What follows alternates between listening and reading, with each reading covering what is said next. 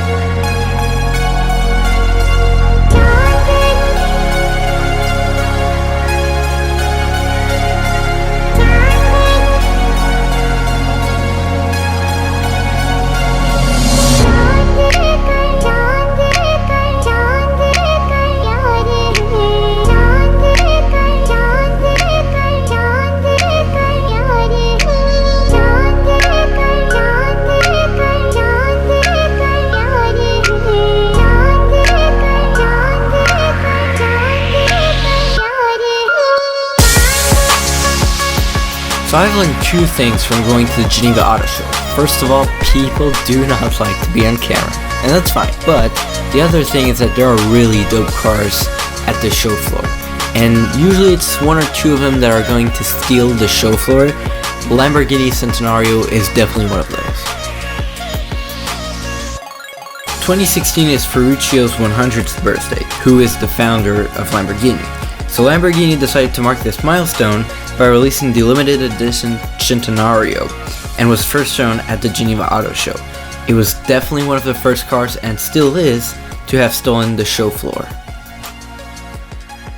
So looking at the spec sheet, this car is worth over $2.5 million. It's made out of full carbon fiber, has a 77 horsepower V12 engine, and goes from 0 to 60 in 2.7 seconds. That is absolutely insane. Top speed is 217 miles per hour or 350 kilometers per hour. Includes Apple CarPlay, has great aerodynamics, and are greatly efficient compared to other supercars, along with a great design. And there will only be 40 made, and they're already all sold. So you're probably going to have to purchase one on the darknet. Now moving the spotlight to the other car that stole the show floor, the Bugatti Chiron.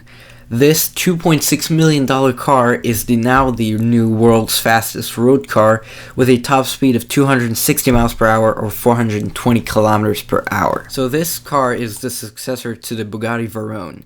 And a lot of people are calling this a hypercar, and there's a good reason why. It has a 16-cylinder quad-turbo engine with 1500 horsepower. I mean, this thing is absolutely no joke. You do not want to be messing around with this one. My personal favorite color is the blue design, and just the overall design and aesthetics of the car look very pleasing to the eye. Bugatti and Lamborghini have always been in close competition, but both of them unveiling a limited edition hypercar both surprised themselves and the public. So while at the event myself, I wasn't able to get proprietary footage, but this is all I got.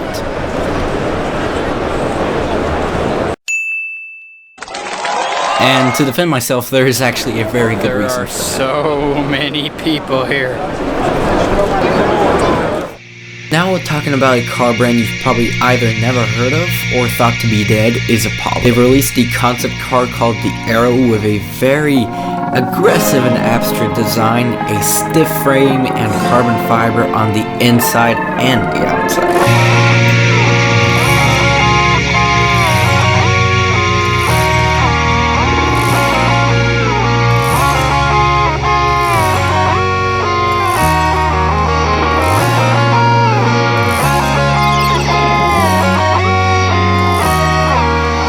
Now this is pretty much the OnePlus of concept cars because it's supposed to be worth under $1 million. It's a very light car, but still packs a V8 engine with an exhaust port at the top. So you're packing a lot of stuff, but it's still with a pretty low relative price. So hopefully Apollo will be able to bring this back into the game, and we'll just have to observe what they do next.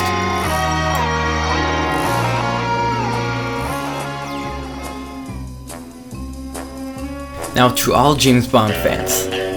James Bond drives these really cool cars every time, and, well, pretty much always crashes them. But that's not the main point. The latest movie from James Bond is Spectre, and in it you might have noticed that Aston Martin had this DB10, which was especially made for the movie. They only made 10 of them, but it was a really cool and really interesting and intuitive car. Well, this year, Aston Martin has released the successor to that car, the DB11. It's still a luxurious sports car, but it has a little bit more of a refined design, and they stretched it out a little bit, and it still goes from 0 to 60 in under 4 seconds. So this is indeed a very fast car. But what makes it different from the DB10 is, first of all, the price point, and the fact that it's not a limited edition, and the leather that is inside. Just full light brown leather.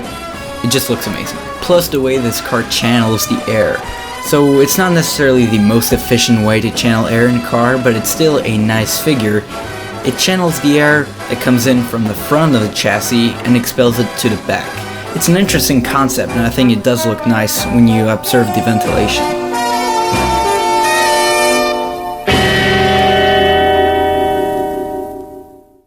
Next up is Chevy.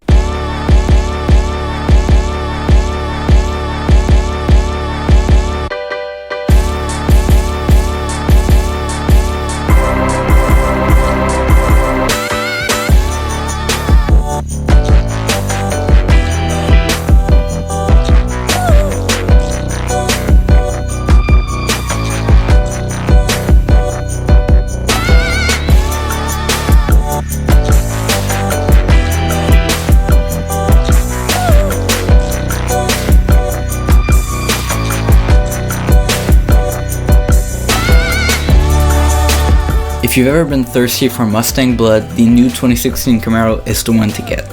It does, however, range, as with any Mustang, from around $25,000 to around $50,000 depending on your configuration. It does have a lot of power inside of it. It goes from 0 to 60 in about 4 seconds, 455 horsepower, a V8 engine, and 8-speed automatic pedal shift.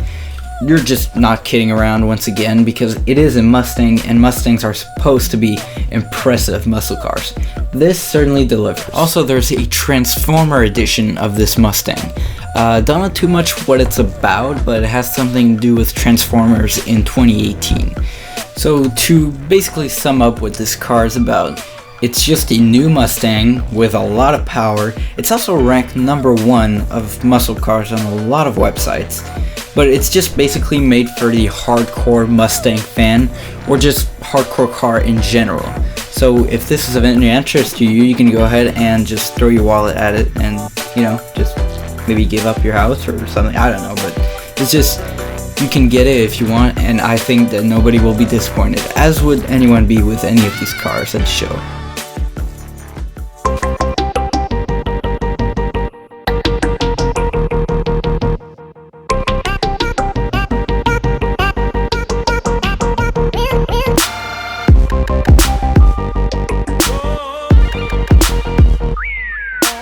Okay, I have no idea what brand this car is, but I think it might have been anonymously created by students or some other organization, and has just been on the show floor just because.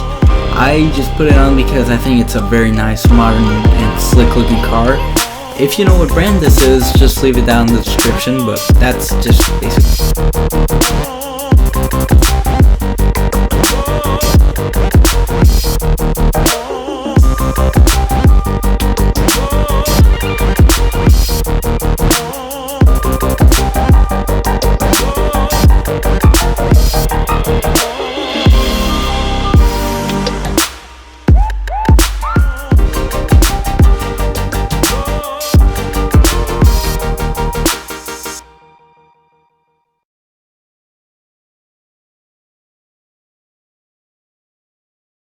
Of course, there's a lot more cars I didn't get to cover, including a bunch of old cars.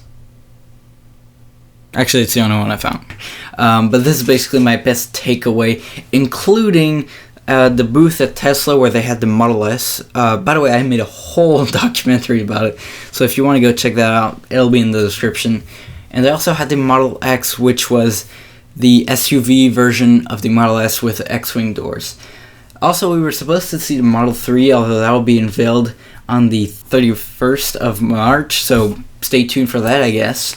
I'll be giving my impressions on it. Honda also had some pretty cool stuff with the NSX, which I actually don't know too much about, but it just looks like a really cool concept car. I also did want to go see Ferrari, although they didn't really have too much special. BMW, I already knew about the i8 and all their new iCars. But that's basically it. If you guys enjoyed this video, leave a thumbs up, tell me how I can improve, and subscribe if you want to see more of this kind of videos and more tech-related, car-related videos.